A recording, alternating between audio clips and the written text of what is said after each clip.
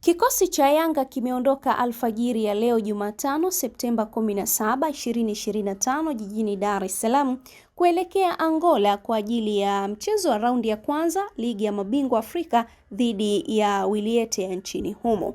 Safari ya wananchi imeanzia Dar es Salaam na kupitia Addis Ababa, Ethiopia, ambapo wataunganisha ndege nyingine kuelekea Luanda tayari kwa mchezo huo utakaochezwa Ijumaa kwenye uwanja wa Novemba 11 huko Luanda.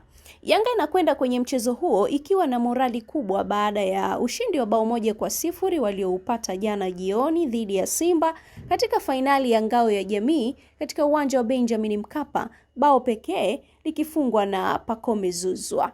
Timu hizo zinatarajiwa kurudiana Septemba 27 kwenye uwanja wa Benjamin Mkapa, Dar es Salaam, ambapo mshindi wa jumla atakutana na mshindi kati ya El Gecko Plus ya Madagascar na Silver Strikers ya Malawi. Vilevile, klabu ya Simba imeanza safari kwenda Botswana kuvaana na Gaborone United ya nchini humo katika mechi ya raundi ya kwanza Ligi ya Mabingwa Afrika itakayochezwa Jumamosi Septemba 20, 2025. Dorcas Daniel, Sauti Kuu Sports.